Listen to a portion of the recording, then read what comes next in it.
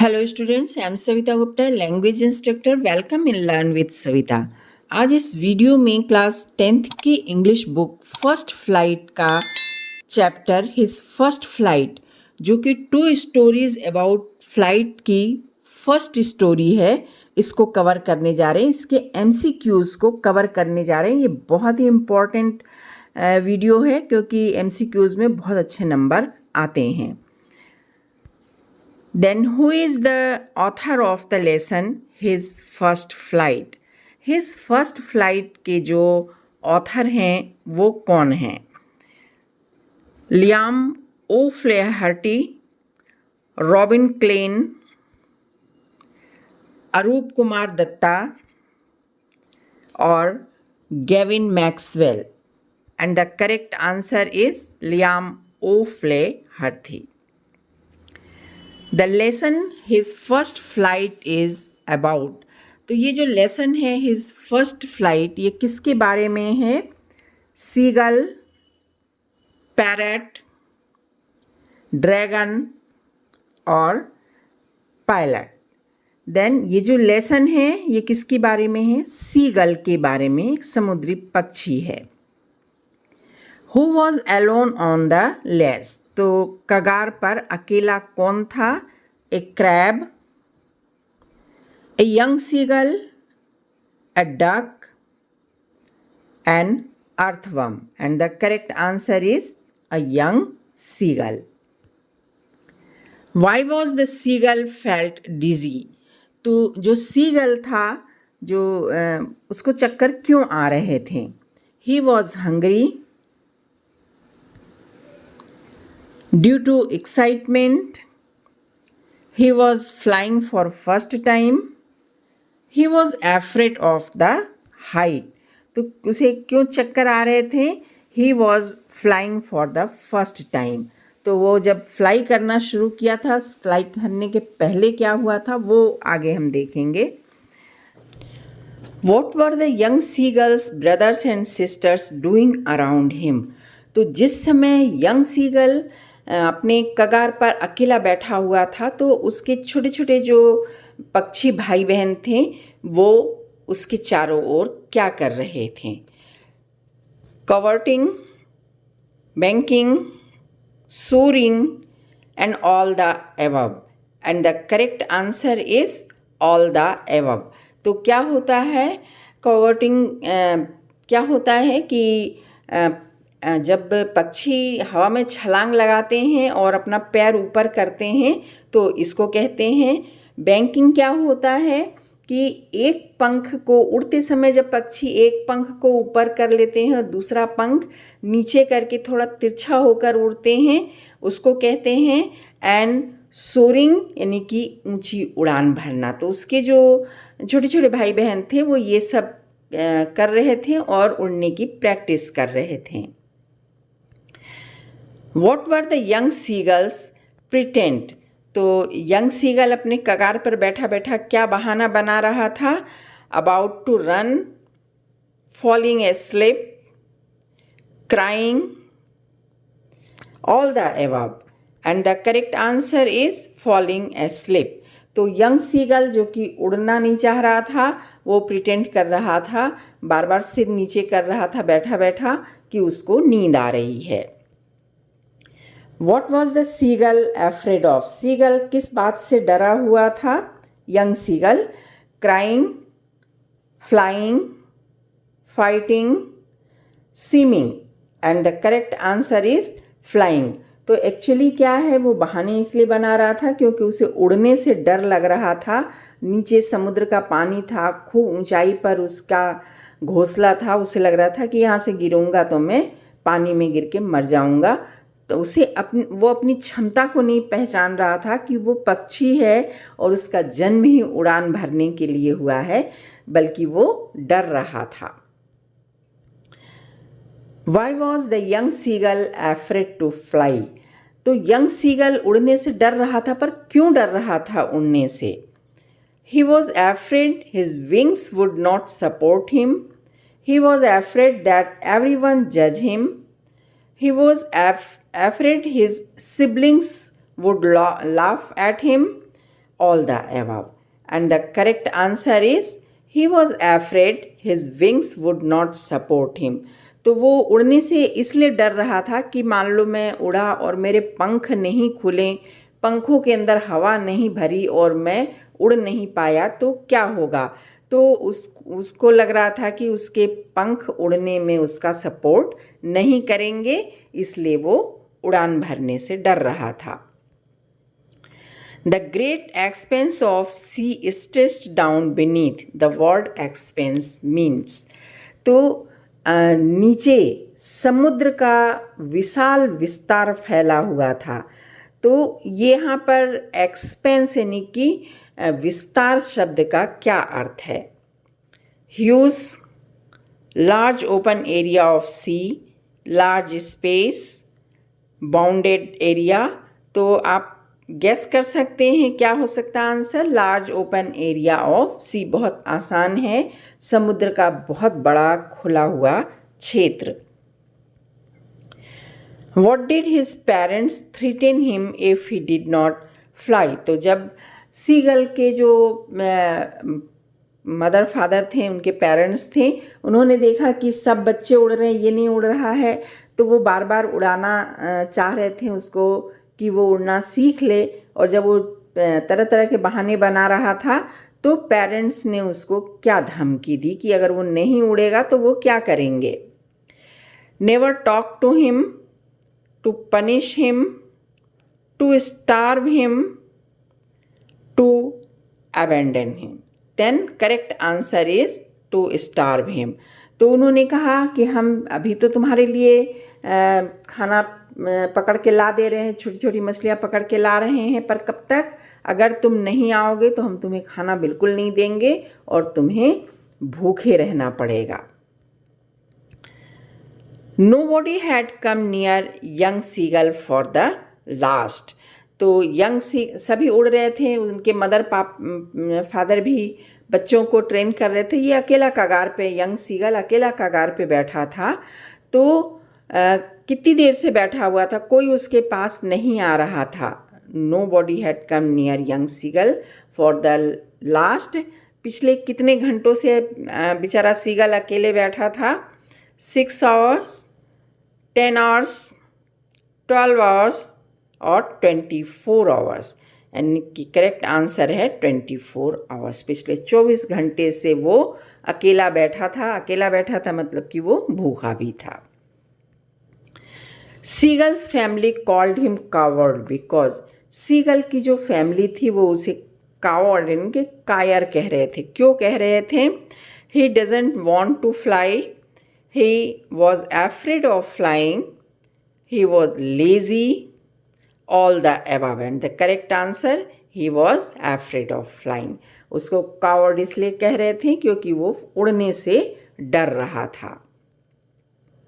Seagull siblings वर trend इन, seagull के जो siblings थे, उसके जो भाई बहन थे, सिबलिंग्स यानी सगे भाई बहन को कहते हैं, तो वो किस चीज़ में ट्रेंड हो रहे थे। How to scheme,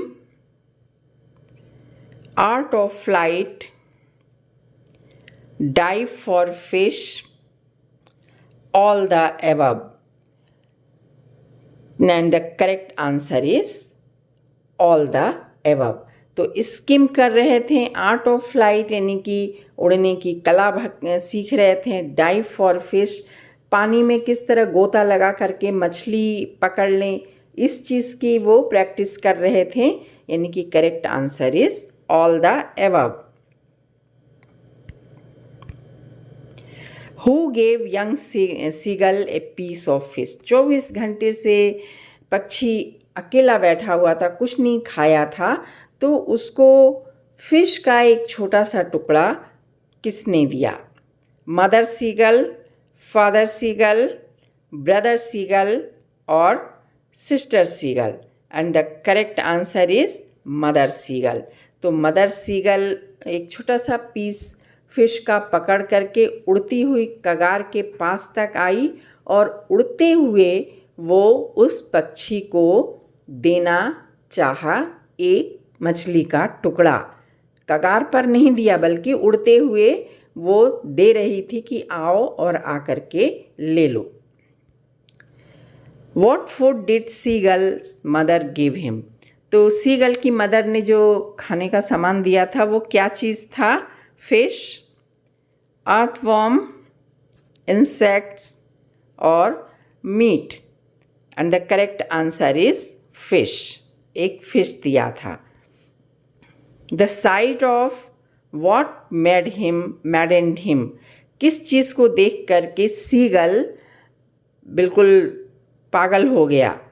food, his mother eating fish, his brothers flying, his siblings enjoying without him. And correct answer is food.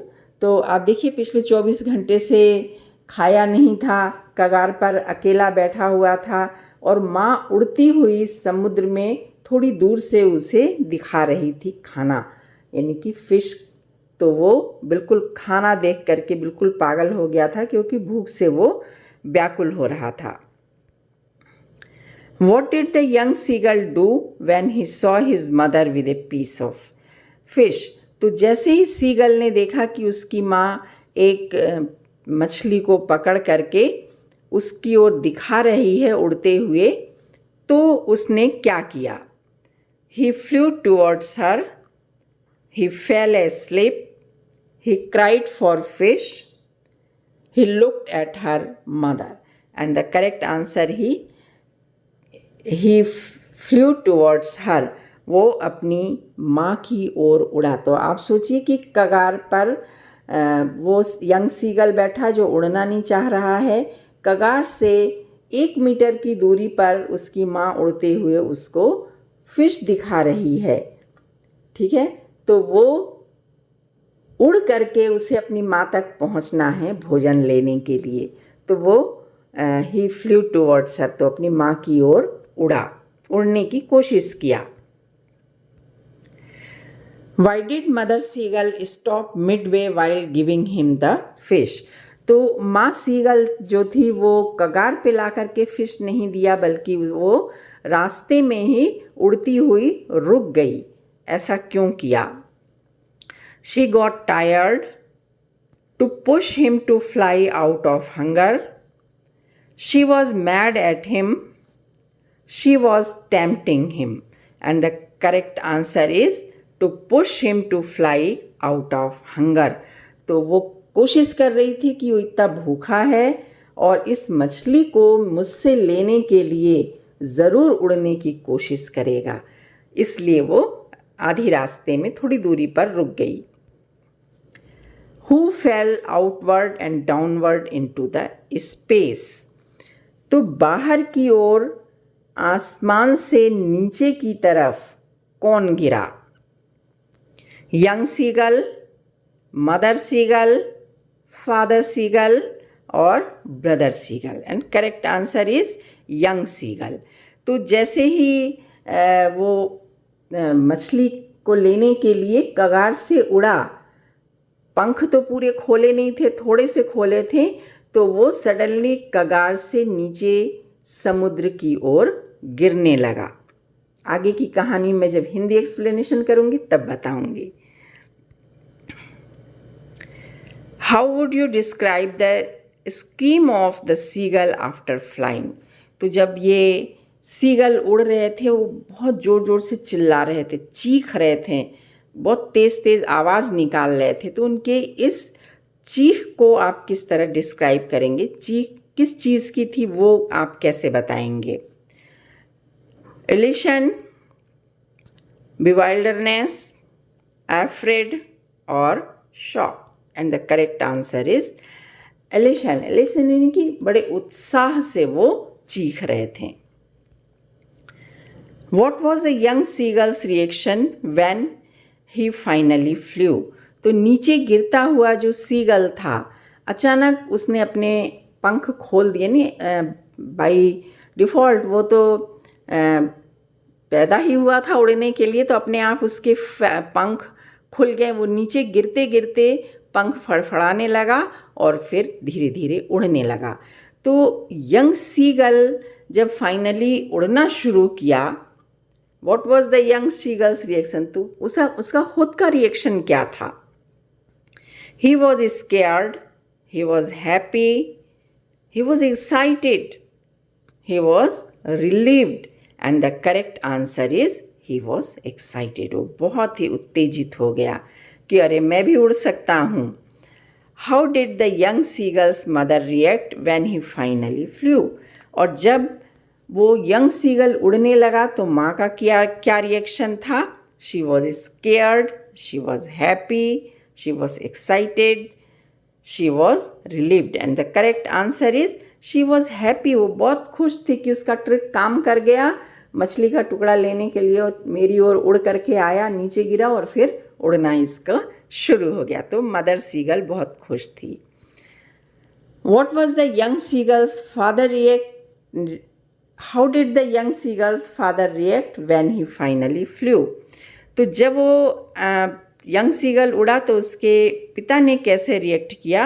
He was proud, he was surprised, he was indifferent, he was relieved, and the correct answer is he was proud.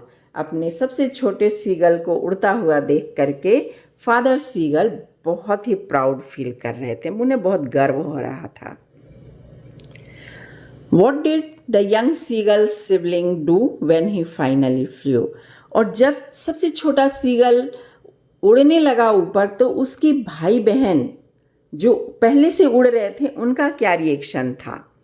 They laughed at him, they cheered for him, they ignored him, they flew with him, and the correct answer is they cheered for him. वो बहुत खुश हुए और वे उसके उत्साह को बढ़ाने लगे. Why was seagulls exhausted? Seagull थोड़ा दूर उड़ा और फिर उड़ने के बाद वो एकदम से थक क्यों गया? Due to crying, due to flying, due to fighting, due to strange exercise, and the correct answer is due to strange exercise. तो अभी तक उड़ा नहीं था, उड़ने में उसे बहुत परिश्रम करना पड़ा. तो ये एक तरह का एक्सरसाइज ही हुआ उसके लिए. तो इस एक्सरसाइज के कारण, इस उड़ान की थकान के कारण वो थक गया. What lesson did the young seagull learn from his first flight? Young seagull जो था वो अपनी इस पहली उड़ान से क्या सबक सीखा? Trust in one self, the Joy of flying, the importance of food, all the above, and the correct answer is all the above. तो ऑल द अबव यानी कि ट्रस्ट इन वन सेल्फ, खुद पर भरोसा करना सीखा. द जॉय ऑफ फ्लाइंग, उड़ने का आनंद कैसा होता है ये सीखा उसने. And the importance of food, भोजन के महत्व को समझा. ऐसा भोजन जो उसे खुद अपने लिए प्राप्त करना है. तो correct answer is all the above. So students, this is all about the MCQs of this lesson, his first flight. उम्मीद करती हूँ कि आपको ये MCQs हेल्पफुल रहेगा. तो मेरे चैनल को लाइक कीजिए, सब्सक्राइब कीजिए और कमेंट ज़रूर डालिएगा. Thank you. Thanks for watching the video.